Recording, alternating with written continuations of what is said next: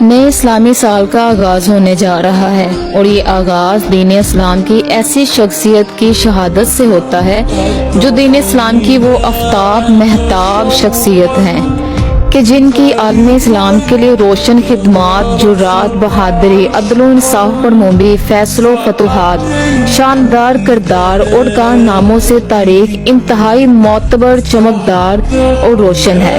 ایک ایسا انمول اور نایاب اسم گرامی ہے جن کی عظمت، رعب، دبدبہ، شجاعت، بہادری، انصاف، عاجزی، انکساری، فہم و فراست، قانون عدالت، خلافت و دیانت اور محبت رسول اللہ صلی اللہ علیہ وسلم، جو بیگانے بھی تسلیم کرتے ہیں، جو امیر مومنین ہیں، مراد قلب رسول ہیں، فتح بیت المقدس ہیں۔ یہ حضرت سیدنا عمر فاروق رضی اللہ تعالی عنہ ہے، جن کے بارے میں نبی کریم صلی اللہ علیہ وآلہ وسلم پاک نے خود فرمایا، اگر میرے بعد کوئی نبی ہوتا تو عمر فاروق ہوتا، جن کو دیکھ کر شیطان خود اپنا رستہ بدل لیتا۔ 2 محرم 61 ہجری کا سورج جب طلوع ہوا تو ہواؤں میں ایک عجیب سا درد تھا۔ یہ وہ دن تھا جب تاریخ انسانیت کا سب سے مظلوم اور جلیل القدر قافلہ ایک ایسی زمین پر قدم رکھ رہا تھا جہاں کی مٹی پیاس اور شہادت کی داستان لکھنے کے لیے صدیوں سے منتظر تھی۔ نواسہ رسول حضرت امام حسین اپنے اہل خانہ اور وفادار ساتھیوں کے ساتھ سفر کرتے ہوئے ایک بے عباس صحرائی میدان میں پہنچے۔ اچانک امام عالی مقام کا گھوڑا وہیں رک گیا۔ آپ نے آگے بڑھنا چاہا مگر گھوڑے کے قدم آگے نہ بڑھ پائے۔ آپ نے گھوڑا بدلا مگر دوسرا گھوڑا بھی وہیں بے بس ہو کر کھڑا ہو گیا۔ گھوڑوں کا یوں رک جانا کوئی عام بات نہیں تھی، یہ اس مٹی کا غیبی اشارہ تھا جو اپنے مہمانوں کو پہچان چکی تھی۔ امام حسین رضی اللہ تعالی عنہ نے آس پاس کے لوگوں کو بلایا اور پوچھا، اس زمین کا نام کیا ہے؟ ایک شخص نے آگے بڑھ کر کہا، ابن رسول اللہ، اس کو اکر کہتے ہیں۔ آپ نے فرمایا، نہیں، کوئی اور نام۔ ایک اور مقامی نے عرض کیا، اسے نینوا بھی کہا جاتا ہے۔ آخر میں ایک بوڑھے نے آگے بڑھ کر عرض کیا، ابن رسول اللہ، اس زمین کو کربلا کہتے ہیں۔ کربلا یعنی کرب اور بلا، تکلیف اور مصیبت۔ یہ نام سنتے ہی نواسہ رسول کی آنکھیں نم ہو گئی مگر چہرے پر ایک لازوال سکون پھیل گیا۔ آپ نے عرض کی، خدا کی قسم، یہی کرب اور بلا کی جگہ ہے، یہی ہمارے خیمے لگانے کی زمین ہے۔ آپ نے حکم دیا یہی خیمے لگا دیے جائیں۔ جو سب سے پہلے خیمہ تھا وہ حضرت عباس کا تھا۔ حضرت عباس کربلا کے میدان میں حضرت حسین کی فوج کے علمدار تھے۔ یزیدی فوج کی طرف سے ایک قاصد حضرت امام حسین کی خدمت میں حاضر ہوا اور پیغام دیا کہ یا تو آپ یزید کی بیعت کریں یا پھر جنگ کے لیے تیار ہو جائیں۔ 3 محرم کو امام حسین رضی اللہ تعالی عنہ نے اپنے بچپن کے دوست حضرت حبیب ابن مظاہر کو خط لکھ کر قاصد کے ہاتھ کوفہ بھجوایا۔ عرب میں دستور تھا جب کسی کو خط لکھتے تھے اور اگر باپ کا نام ساتھ ہوتا تو مطلب خوشی کی خبر ہے اور اگر ماں کا نام ساتھ ہوتا تو مطلب اچھی خبر نہیں ہے۔ قاصد خط کو لے کر کوفہ پہنچا۔ حبیب ابن مظاہر کا دروازہ کھٹکھٹایا۔ آپ اس وقت کھانا کھا رہے تھے۔ پوچھا، کون ہو؟ جواب آیا، امام حسین رضی اللہ تعالی عنہ کا قاصد ہوں۔ آپ نے جلدی سے خط لے کر کھولا۔ آپ خط پڑھ کر رونے لگے۔ آپ کی بیوی نے پوچھا، آپ رو کیوں رہے ہیں؟ آپ نے فرمایا، خط کے اختتام میں حسین ابن فاطمہ لکھا ہے، خیر ہو۔ امام حسین کا حضرت حبیب کے نام خط کچھ اس طرح سے شروع ہوا، بسم اللہ الرحمن الرحیم، انا للہ و انا الیہ راجعون۔ حبیب، سلام ہو تم پر۔ شاید آپ کو معلوم نہیں، ہم 2 محرم سے کربلا پہنچ چکے ہیں۔ میرے ساتھ اس عالم غربت میں میرے اہل خانہ اور بچے بھی ہیں۔ ہمیں چاروں طرف سے دشمنوں نے گھیر لیا ہے۔ اگر بے وطنوں کی مدد کرنا چاہتے ہو تو عصر عاشور سے پہلے کربلا پہنچ جانا، ورنہ آپ سے عصر قیامت ملاقات ہوگی۔ وسلام، آپ کا بچپن کا ساتھی حسین ابن فاطمہ۔ اور آپ نے اسی وقت رخت سفر کربلا کے لیے باندھ دیا اور شب عاشور کو آپ امام حسین کے پاس تھے۔ کربلا کے میدان میں باطل کا گھیراؤ تنگ ہو رہا تھا، لیکن آج ہم قافلے کے مقتل پہنچنے سے پہلے کوفہ کی ان بے وفا گلیوں کا رخ کرتے ہیں جہاں کربلا کے خونی محاصرے کی بنیاد رکھی گئی تھی۔ حضرت مسلم رضی اللہ تعالی عنہ، جن کے ذکر کے بغیر کربلا کا کوئی باب مکمل نہیں ہوتا۔ حضرت مسلم رضی اللہ تعالی عنہ امام حسین کے چچا زاد بھائی اور وہ پہلے مہاجر تھے جنہیں آپ نے اپنا سفیر اور امین بنا کر کوفہ بھیجا تھا۔ ताकि वो वहाँ के बदलते हुए हालात का खुद जायजा लें। जब मुस्लिम रजी अल्लाह ताला अन्हा कुफा पहुँचे तो कुफा की मिट्टी ने इनका तारीखी इस्तकबाल किया और देखते ही देखते 18,000 कोफियों ने इनके हाथ इमाम हुसैन रजी अल्लाह ताला अन्हा की बैत की। हालात साजगार देखकर हजरत मुस्लिम रजी अल्लाह ताला अन्हा ने इमाम हुसैन को खत लिख दिया कि कुफा के लोग आपकी शिद्दत से मुंतजिर हैं, आप जल्द तशरीफ लाएं। मगर अफसोस, कोफियों के दिलों में रातों रात खौफ और लालच का पहरा उठ गया और वो सब बेवफाई कर गए। जब हजरत मुस्लिम ने नमाज से फारिग होकर पीछे देखा तो सिर्फ तन्हाई थी, अंधेरा था और अजनबी गलियां थी। तारीख़े इंसानी ने ऐसा बेवफा मंजर कभी नहीं देखा था। हजरत मुस्लिम अजनबी गलियों में प्यास की शिद्दत से एक मकान की दीवार से टेक लगाकर खड़े हो गए। वहाँ एक तुआ नामी औरत ने इन्हें पहचान लिया और अपने घर में पनाह दी, लेकिन इसके नाफरमान बेटे ने इनाम की लालच में इब्ने ज़ियाद को खबर कर दी।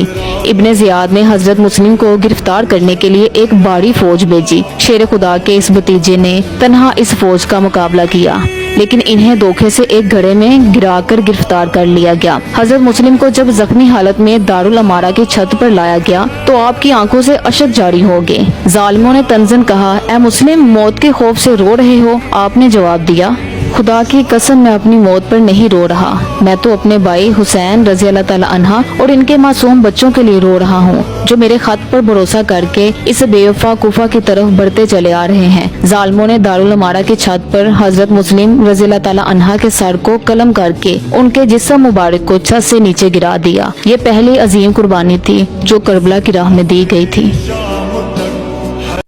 5 मुहर्रम को इमाम हुसैन रज़ी अल्लाह ताला अन्हा के खिलाफ बहुत से फतवे दिए गए थे, जिसमें से सबसे मशहूर फतवा वफाकी काजी अशरे काजी का है, जिसने इब्ने ज़ियाद के दबाव और लालच में आकर इमाम हुसैन रज़ी अल्लाह ताला अन्हा के खिलाफ लिखवाया कि इमाम हुसैन वक्त के खलीफा यानी यजीद के खिलाफ खरूज कर रहे हैं, जिससे उन्होंने वहाँ के लोगों को इमाम हुसैन रज़ी अल्लाह ताला अन्हा के कत्ल पर उकसाया। इसके साथ साथ आज 5 मुहर्रम को सबसे ज्यादा जिक्र किया जाता है हजरत ज़ैनब रजी अल्लाह ताला अन्हा के साहबजादों की शहादत का, जिनके नाम औन रजी अल्लाह ताला अन्हा और मोहम्मद रजी अल्लाह ताला अन्हा था। हजरत औन की उम्र तकरीबन 13 से 15 साल थी और हजरत मोहम्मद रजी अल्लाह ताला अन्हा की तकरीबन 10 से 12 साल थी। इतने कमसिन नौजवान वो बच्चे जिन्होंने देखा जब इमाम हुसैन रजी अल्लाह ताला अन्हा के तमाम सहाबा शहीद हो रहे हैं, तो उन्होंने अपनी वालदा से इजाजत ली और मैदान करबला में कदम रखा। बहुत ही शुजात और दलेरी से दुश्मनों को जहन्नुम वासिल किया।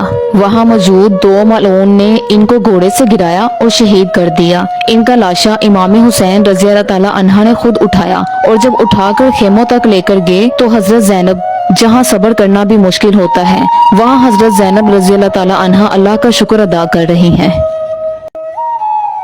6 मुहर्रम को इमाम हुसैन का काफिला तपती रेत पर भूख और प्यास की शिद्दत से लड़ रहा था। इसी दिन इमाम हुसैन के सबसे छोटे साहबजादे अली अस्कर रजी अल्लाह ताला अन्हा की शहादत का वाकया जिक्र किया जाता है। इमाम हुसैन रजी अल्लाह ताला अन्हा जब खेमे में तशरीफ लाए तो हजरत ज़ैनब रजी अल्लाह ताला अन्हा ने बताया कि 6 माह के मासूम अली अस्कर प्यास की शिद्दत से तड़प रहे हैं। इमाम हुसैन रजी अल्लाह ताला अन्हा ने बच्चे को हाथ में उठाया और मैदान करबला में ले आए ताकि दुश्मन से इनके लिए पानी मांगे। आप रज़ी अल्लाह ताला अन्हा ने यजीदी फौज से मुखातिब होकर कहा, ए लोगो, तुम्हारी दुश्मनी मुझसे है, इस मासूम बच्चे का क्या कसूर है, ये प्यास से दम तोड़ रहा है। उमर बिन साद ने जब देखा कि लश्कर यजीद में इमाम की इस गुफ्तगू से हलचल मच रही है और लोग रोने लगे हैं, तो उसने अपने सबसे बेरहम तीर अंदाज हुरमिला को हुक्म दिया, हुसैन के कलाम को कता करो। और हुरमिला ने 3 बाल वाला जहर आलूदा तीर कमान में जोड़ा और मासूम अली अस्कर की तरफ चलाया। वो तीर अली अस्कर के नन्हे से गले पर लगा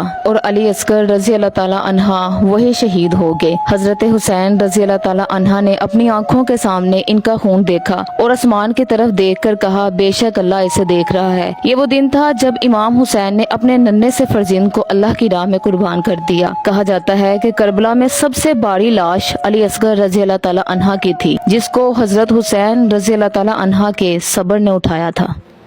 करबला की दास्तान आज इस मोड़ पर आ पहुंची है जहां तारीख का कलम एक एक हरूफ लिखते हुए कांप जाता है। आज 7 मुहर्रम का वो स्याह दिन था جب ابن زیاد کے حکم پر آل رسول صلی اللہ علیہ وسلم پر فرات کے پانی کی مکمل بندش کر دی گئی اور حسینی خیموں میں پیاس کا وہ ہولناک سفر شروع ہوا جس کا تصور کر کے ہی روح کانپ جاتی ہے۔ جانور پانی پی رہے تھے لیکن نبی کریم صلی اللہ علیہ وسلم کے گھرانے والے پیاسے تھے۔ دریائے فرات پر 5000 کا لشکر پہرا دے رہا تھا تاکہ حسین رضی اللہ تعالی عنہ اور ان کے ساتھیوں تک پانی کا ایک قطرہ بھی نہ پہنچ سکے۔ دھوپ کی تپش بڑھتی جا رہی تھی اور معصوم بچوں کے حلق خشک ہونے لگے تو خیموں سے پیاس ہے کہ صدا بلند ہونے لگی۔ خیموں سے اٹھنے والی یہ سسکیاں جب حضرت عباس رضی اللہ تعالی عنہ کے کانوں تک پہنچی تو آپ طرف اٹھے۔ امام حسین رضی اللہ تعالی عنہ کی اجازت سے حضرت عباس رضی اللہ تعالی عنہ نے 30 سواروں کا ساتھ لیا اور دریائے فرات جا پہنچے۔ تلواروں کی چھاؤں سے خیموں کے لیے کچھ مشکیزیں پانی تو بڑھ لائے لیکن وہ پانی خیموں کے لیے کافی نہ تھا اور یہ آخری رات تھی جب خیموں میں پانی کا ایک قطرہ دیکھا گیا تھا۔ 3 دن کی مسلسل پیاس، تپتا ہوا صحرا اور سامنے بہتا ہوا دریا۔ دنیا کے کسی انسان میں اتنی ہمت نہیں کہ وہ اس حال میں سجدہ کر سکے، مگر یہ صرف نبی کریم صلی اللہ علیہ وسلم کا گھرانہ تھا جو اپنے جگر گوشوں کو پیاس میں دیکھ کر بھی بارگاہ الہی سے شکوہ نہیں تھے بلکہ رضائے رب پر راضی تھے۔ حضرت عباس حضرت حسین رضی اللہ تعالی عنہ سے میدان میں جانے کی رخصت طلب کرتے ہیں اور فرماتے ہیں آقا اب مجھ سے بچوں کی پیاس برداشت نہیں ہو سکتی اور خیمہ گاہ سے العطش العطش کی صدائیں بلند ہیں۔ حضرت عباس پریشان ہیں۔ حضرت حسین رضی اللہ تعالی عنہ نے فرمایا عباس آپ میرے قوت بازو ہیں، میں کیسے آپ کو میدان جنگ میں جانے کی اجازت دے دوں، لیکن بھائی اگر تم جانا ہی چاہتے ہو تو جنگ نہ کرنا، کیونکہ آپ جانتے تھے کہ اگر حضرت عباس رضی اللہ تعالی عنہ لڑے تو جنگ کا نقشہ بدل جائے گا، ہو سکے تو ان کے لیے پانی لے آؤ۔ آپ نے مشکیزہ اٹھایا اور فرات کی طرف چل دیے۔ ہاتھوں میں پانی بھرا لیکن پانی کا ایک گھونٹ بھی نہیں پیا۔ آپ کی آنکھوں کے سامنے معصوم بچوں کا چہرہ تھا۔ واپس لوٹ رہے تھے تب ہی ایک ظالم نے ان کا ہاتھ کاٹ دیا۔ حضرت عباس رضی اللہ تعالی عنہ نے مشکیزہ دوسرے ہاتھوں میں لے لیا، پھر دوسرا ہاتھ بھی کٹ گیا۔ اب مشکیزہ انہوں نے اپنے دانتوں سے اٹھا لیا۔ خون جسم سے بہہ رہا تھا لیکن قدم نہیں رک رہے تھے۔ تب ہی ایک تیر آیا اور مشکیزہ پھاڑ دیا، پھر دشمن نے سر پر وار کیا اور عباس رضی اللہ تعالی عنہ زمین پر گر گئے۔ حضرت حسین رضی اللہ تعالی عنہ دوڑتے ہوئے آئے اور حضرت عباس رضی اللہ تعالی عنہ کا سر اپنی گود میں لیا۔ بے شک بھائیوں کی موت کمر توڑ دیتی ہے۔ تب حضرت حسین رضی اللہ تعالی عنہ نے کہا عباس تیری شہادت نے میری کمر توڑ دی ہے۔ 2 لاشیں ایسے تھے جو خیموں میں نہیں لائے گئے، ایک حضرت عباس رضی اللہ تعالی عنہ کا، کیونکہ انہوں نے وصیت فرمائی تھی کہ اے مولا میرا لاشا خیمے میں نہ لے کے جائیے گا کیونکہ چھوٹے چھوٹے بچے منتظر ہوں گے پانی کے لیے، اور دوسرا حضرت حسین رضی اللہ تعالی عنہ کا نہیں آیا اس لیے کہ کوئی لانے والا ہی نہیں بچا تھا۔ امام حسین رضی اللہ تعالی عنہ کے بڑے بیٹے میدان میں نکلنے کو تیار ہوئے، جن کا نام علی اکبر رضی اللہ تعالی عنہ ہے۔ جن لوگوں نے حضور صلی اللہ علیہ وسلم کو نہیں دیکھا تھا تو وہ لوگوں سے جب آپ صلی اللہ علیہ وسلم کے بارے میں پوچھتے تھے تو لوگ کہتے تھے کہ جناب علی اکبر رضی اللہ تعالی عنہ کا دیدار کریں۔ ہم شبیہ مصطفیٰ تھے، جب آپ گلیوں میں نکلتے تھے تو عورتیں چھتوں پر چڑھ جاتی تھی۔ آج حضرت علی اکبر تلوار لے کر میدان میں نکلے۔ جوان بیٹے دینے بڑے مشکل ہوتے ہیں۔ آپ میدان کی طرف جا رہے تھے، پیچھے امام حسین رضی اللہ تعالی عنہ چلتے آ رہے ہیں۔ حضرت علی اکبر رضی اللہ تعالی عنہ نے پیچھے مڑ کر دیکھا تو گھوڑے سے نیچے اتر گئے۔ آپ نے کہا بابا ابھی تو اجازت طلب کی ہے۔ حضرت حسین رضی اللہ تعالی عنہ نے فرمایا اے میرے بچے، کاش میری طرح تمہارا بھی کوئی جوان بیٹا ہوتا تو آپ میری تکلیف کو سمجھتے۔ پھر جب آپ میدان میں گئے تو بہت لوگ مارے، لیکن پھر ایک تیر ان کے گلے میں بھی لگا تو آپ گھوڑے سے نیچے گر گئے۔ پھر ایک تیر آ کر ان کے سینے پر لگا۔ حضرت امام حسین رضی اللہ تعالی عنہ دوڑ کر اور جب تشریف لائے تو ان کے گلے سے تیر کھینچا۔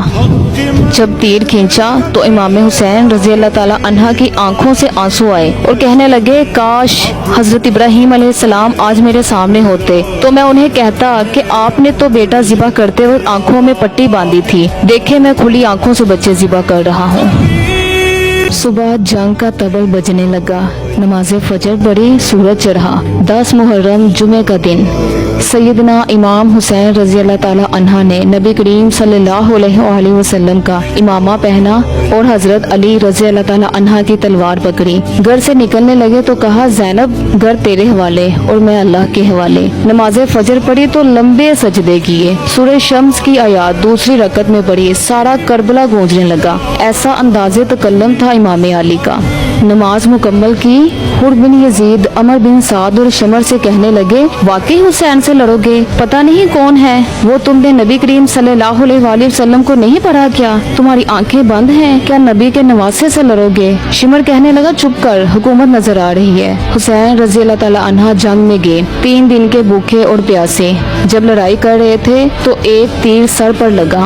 آپ خون صاف کرنے لگے تو ایک زہرآلود تیر سینے میں لگ گیا۔ آپ رضی اللہ تعالی عنہ زمین پر گرے۔ جسم پر تیر لگے تھے، گرم ریت سے تیمم کیا اور سر سجدے میں رکھ دیا۔ شمر آپ کی گردن کاٹنے لگا تو امام حسین رضی اللہ تعالی عنہ نے کہا، ٹھہر جاؤ، ذرا رب سے ایک بات تو کہہ لینے دو۔ اور پھر بولے امام حسین کہ اے میرے رب، اب تو بتا حسین سے راضی ہے کہ نہیں؟ پھر ایک آواز آئی، اے نفس مطمئنہ، لوٹ آؤ اپنے رب کی طرف، تو اللہ سے راضی، اللہ تجھ سے راضی۔